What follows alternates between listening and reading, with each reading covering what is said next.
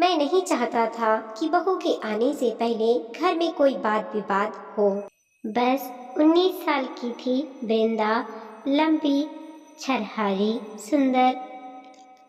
अनंत शुक्ला जी ने उसे अपनी भांजी की शादी में देखा और बस वो भाग गई उन्हें अपने मसले बेटे राजीव के लिए। फिर क्या, जिनके घर विवाह में आए थे उन्हीं से वृंदा के घर परिवार का पता ठिकाना पूछकर एक दिन सुबह सुबह अपनी बड़ी सी गाड़ी में जा पहुंचे। नमस्कार तिवारी जी, मैं आनंद शुक्ला कानपुर से आया हूँ। मेरी बहन की बेटी की शादी में आप सबका परिचय मिला था। आपकी आज्ञा हो तो अंदर आ जाऊं? पंडित क्रम करने वाले सीधे साधे तिवारी जी हाथ में खुरपी लिए कर्तव्य विमूढ़ से खड़े रह गए। एक तो पहले ही इतनी बड़ी गाड़ी अपने दरवाजे पर देखकर हतप्रभा थे। उस पर शुक्ला जी इतने वाचाल कि सामने वाले का बोलने का मौका ही ना देते। खैर, तिवारी जी की हाथ की खुरपी वहीं कोरी में छोड़कर जल्दी से उलट पुलट कर हाथ धोकर नमस्कार की मुद्रा में आकर खड़े हो गए। शुक्ला जी के सम्मुख फिर परिचय का आदान प्रदान हुआ और आने का औचित्य सुनकर तो तिवारी परिवार अपनी औकात से बढ़कर स्वागत सत्कार में जुट गया। अरे भाई, घर में बैठी बड़ी बेटी के लिए इतना सुंदर संबंध आया था, कोई मामूली बात थोड़ी ना थी। कानपुर शहर की सबसे बड़ी कपड़े मिल के मालिक, शहर के मेयर आनंद शुक्ला के साथ, जिन्हें सामाजिक सेवा और नेता बनने का शौक हो, शहर का बच्चा बच्चा जानता था उनको।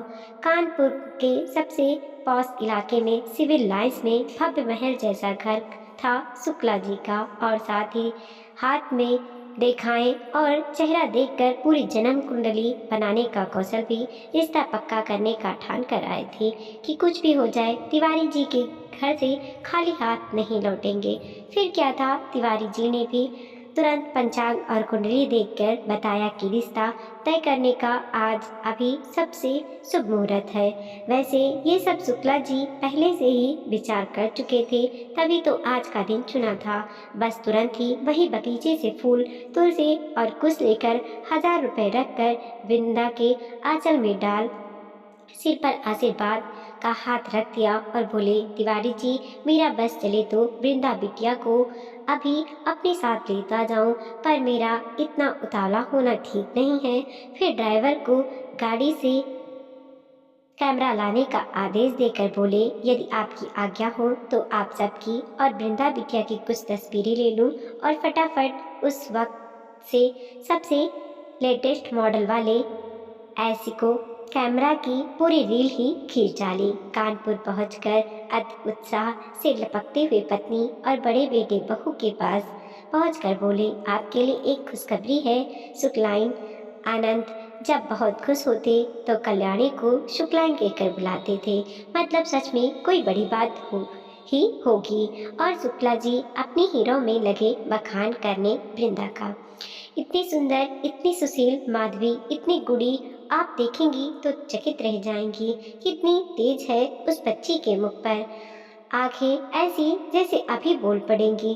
कल्याणी के लिए सच में एक बहुत बड़ी और चकित कर देने वाली खबर थी। बड़ी बहू रीना के चेहरे का तो रंग ही उड़ गया एक क्षण को। कल्याणी बार बार बड़ी बहू का चेहरा देखे जा रही थी। उन्हें तो अपनी दुलारे राजा उर्फ राजीव के लिए बड़ी बहू रीना की आधुनिक रंग में रंगी, मतलब मॉडर्न छोटी बहन शैली बहुत पसंद थी। वो दिल्ली विश्वविद्यालय से बीए कर रही थी। दबे दबे शब्दों में वो रीना से कई बार इस बारे में बात कर चुकी थी। अब यह पता नहीं किस देहातन और देहाती पंडित जी की बिटिया को सगुन देकर आ गए हैं। कहीं रीना बहू लखनऊ जैसे शहर की लड़की, और कहाँ ये दोनों को का कोई मेल होगा भला। देवरानी जिठानी में ही कोई बराबरी नहीं होगी। बड़बड़ाते हुए कल्याणी राजीव के कक्ष की ओर चल दी, पर यहाँ भी उनकी बड़बड़ का कोई फायदा नहीं था। राजीव बाबू मुन्ना महात्मा बने किसी किताब पर सर खपा रहे थे। उनके लिए उनके पिता आदर्श पुरुष थे। पिताजी की आज्ञा सर्वोपरि। और कल्याणी को भी पता था कि यदि शुक्ला जी ने कोई निर्णय ले लिया है तो वो पत्थर की लकीर है, किसी भी प्रकार की हाँ ना उस निर्णय को बदल नहीं सकती। घर का माहौल तो थोड़ा गड़बड़ सा था, दो पक्ष में बटा हुआ, जिसमें एक तरफ शुक्ला जी और दूसरी तरफ उनकी पत्नी और रीना। उनके दोनों आज्ञाकारी सपूत तो पिता के विरुद्ध मुंह या मोर्चा खोलने का कभी सोच ही नहीं सकते थे। रही मनीष और गौरी की बात, तो वो दोनों छोटे बच्चों की श्रेणी में आते थे। असली तनाव शीत युद्ध तो शुक्ला जी और घर की नारी शक्ति के मध्यम था। 3-4 दिन के बाद खाने की मेज पर धुल कर आई फोटो का बंडल रख दिया शुक्ला जी ने। छोटा मनीष और गौरी तो फोटो देखते ही उछलने लगे। वाह पापा, क्या भाभी ढूंढ निकाली है आपने, कितनी सुंदर है यह। पापा, इसमें से एक फोटो मैं स्कूल ले जाऊंगी, सबको दिखाऊंगी कि मेरी होने वाली भाभी कितनी सुंदर है। गौरी चहकने लगी। उन दोनों की बकबक सुनकर शुक्लाइन ने भी एक फोटो उठा ली और मन ही मन मुस्कुराई। अरे वाह, ये तो सचमुच में बड़ी प्यारी है। पर रीना बहू से नजरें मिला नहीं पा रही थी और उनकी नजरों में वैसे भी सुंदरता ही सब कुछ नहीं है। लड़कियों को खूब स्मार्ट और आकर्षण होना चाहिए। गांव देहात की लड़की पता नहीं पहनने ओढ़ने उठने बैठने का सहूर भी होगा या बस शक्ल की अच्छी है। मेरी महिला मंडली में कहीं मेरी नाक ना कट जाए। पर तस्वीर देखकर युद्ध के बादल छटने लगे थे। भगवान की दया ही कह लो। रीना बहू भी बहुत प्यारी, बुरा तो उसे लगा था, पर बहुत ही सजता से उसने ये स्वीकार कर लिया था और परिवार की खुशी को सर्वोपरि मानकर वो भी वृंदा की फोटो देखने लगी। बाहर से तो खुशी दिखा ही रही थी, अंतर मन का नहीं पता क्या चल रहा था। शायद यही सोच रही थी कि ठीक है, ये बहुत सुंदर है, पर मेरी बहन शैली इससे बहुत ज़्यादा स्मार्ट और अट्रैक्टिव है। पर इसमें सारी गलती माँ और शैली की है। 2 साल से कह रखा है कि बात कर लो, पापा को भेज दो मेरी ससुराल, पापा जी मम्मी जी से बात करने। पर उन दोनों को तो राजीव घोंघा बसंत लगता था। अब जाओ, एक हीरा हाथ से निकल गया, मुझे क्या। इन्हीं सब ओहा पोहा में चटमंगनी पट ब्याह की तर्ज पर अगले महीने की तारीख निश्चित कर दी गई। जल्द ही ये खबर खुद ब खुद जा पहुंची रीना के मायके तक। अब तक राजीव के विवाह प्रस्ताव को अनदेखा करने वाली शैली ने को ना जाने क्यों आज बड़ा ही दुख हो रहा था। पूरी मिर्ची लगी थी। इतना अच्छा अमीर सीधा लड़का जो उसके हाथ से निकल गया था। काश उसने पहले ही हाँ कर दी होती। बहुत पछतावा सा हो रहा था। शादी में 15 दिन ही बचे थे कि उस दिन सुबह सुबह तिवारी जी आ पहुँचे। थोड़े चिंतित और बहुत घबराए हुए से, घबराए नहीं भांति से थे। इस हाल में उन्हें देखकर शुक्ला जी परिवार भी थोड़ा चिंतित हो उठा। फिर उन्होंने कहा कि शुक्ला जी से अकेले में बात करनी है और शुक्ला जी उन्हें ले गए अपनी स्टडी में। फिर दोनों के बीच क्या बात हुई किसी को पता नहीं। शुक्ला जी ने वृंदा के पिता को ना मामूली कौन सी पट्टी पढ़ाई थी कि आधे घंटे पहले जो उनके चेहरे से हवाइयाँ उड़ रही थी, एकदम बीमार से लग रहे थे, अब वो बिल्कुल निश्चिंत से थे। स्वास्थ्य संतुष्ट जाते जाते गौरी ने तिवारी जी के हाथ में एक लिफाफा रख दिया और बोली, ये हमारी भाभी के लिए, आप मत खोल लीजिएगा, मेरे भैया का फोटो और मेरी चिट्ठी है। और कोई दिन होता तो गौरी की इस वचालता पर पापा से डांट खाने के असर थे, पर आज शुक्ला जी को अपनी नटखट बिटिया पर बहुत प्यार आया, क्योंकि आज उनसे उनके मन का काम बिना कहे जो कर दिया था। यही तो चाहते थे वो। पर कल्याणी और रीना से कुछ कहने की हिम्मत नहीं हो रही थी और हो गई वृंदा और राजीव की शादी सकुशल संपन्न। आ गई घर में प्यारी बहू, बड़े सुंदर जोड़ी, बिल्कुल सियाराम सी, भोली सरल और खूब हंसमुख सी वृंदा। आज राजीव वृंदा के प्यार का, भोलेपन का, खूबसूरती का दीवाना, कुछ समय पहले का किताबी कीड़ा और अब बिल्कुल रोमियो बन चुका था।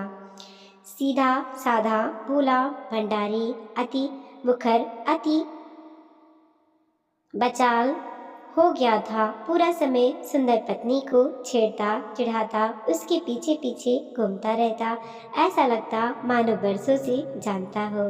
परिवार का हर सदस्य राजीव में आए इस सुखद परिवर्तन को नोटिस कर रहा था।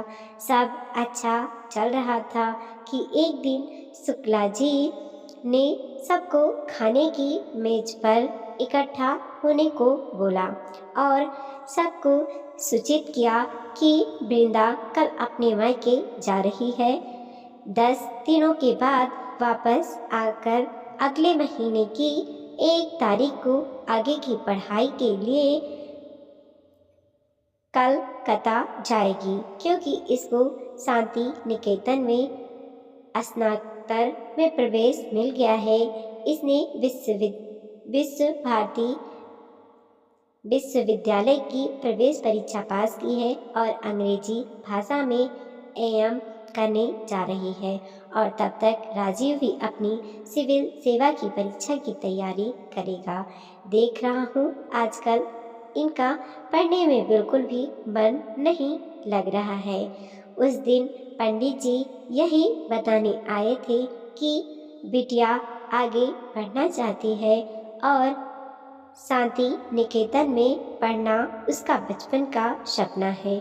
वो उस दिन शादी के लिए मना करने ही आए थे, पर मैंने उनसे वादा किया था कि आपने प्रवेश परीक्षा दिलाई, यही बहुत बड़ी बात है। और हमारी बेटी ने वो प्रवेश परीक्षा पास की, वो उससे भी बड़ी बात है।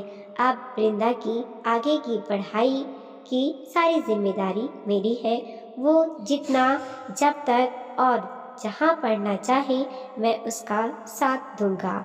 अगले दिन वृंदा अपने पिता के साथ मायके चली गई थी। उस रात फिर शुक्ला जी ने सबको खाने की मेज पर इकट्ठा होने को कहा। जब सब आ गए तो जेब से 2 पर्चे निकालते हुए उन्होंने कल्याणी और रीना की तरफ मुखातिब होते हुए कहा कि जिसने भी ये चिट्ठी वृंदा को लिखी थी उसको अंग्रेजी व्याकरण का बिल्कुल भी ज्ञान नहीं है। क्या आप लोग उसकी परीक्षा लेना चाहते थे? अगर किसी भाषा पर आपको पूरा कमांड ना हो तो कृपया अपनी मातृभाषा में पत्र लिखना चाहिए। शादी के पहले उस दिन जब पंडित जी घबराए हुए से आए थे तो पहले उन्होंने ये चिट्ठी मुझे दी थी। तब से ये संभाल कर रखी थी मैंने, पर मैं समझ नहीं पा रहा हूँ कि इतनी गलत भाषा का प्रयोग मेरे घर में कौन करता है और इस प्रकार की नकारात्मक चिट्ठी लिखने का क्या मतलब था। क्या आप लोग शादी से पहले से वृंदा को डराना चाहते थे? क्या कोई फायदा हुआ? आप सबको तो पता ही है कि मैं यदि कोई काम ठान लेता हूँ तो वह पूरा करके ही मानता हूँ वो तो भला हो वृंदा के पिता का कि जो ये खत सीधे मेरे हाथों में ला कर दिए। यदि यह वृंदा पढ़ लेती तो आप सबकी क्या छवि रह जाती उसके मन में। आप सब मुझसे ये ज़रूर जानना चाहेंगे कि मैंने ये बात आप सबको क्यों नहीं बताई। तो वो इसलिए कि मैं वृंदा को इस घर की बहू मान चुका था और मैं नहीं चाहता था कि बहू के इस घर में प्रवेश से पहले किसी भी प्रकार का वाद विवाद हो। और सुकलाइन, आपको ऐसा लग रहा था ना कि वृंदा गांव देहात की कोई आम सी लड़की है, तो मैं आपको यही बताना चाह रहा था कि बड़े शहर में रहने अमीर, स्मार्ट और चार वाक्य अंग्रेजी के बोल लेने भर से ही कोई प्रतिभावान नहीं होता है। प्रतिभावान तो कहीं भी छुपा कर रह सकता है। आप अपना रास्ता खोज ही लेती है और फिर इसका तो नाम ही वृंदा है, गुणों की खान। वीडियो को लाइक कीजिए, कमेंट कीजिए और अपने दोस्तों के साथ जरूर शेयर कीजिए। चैनल पे नए हैं प्लीज़ सब्सक्राइब कीजिए और देखते रहिए मोटिवेशनल स्टोरी।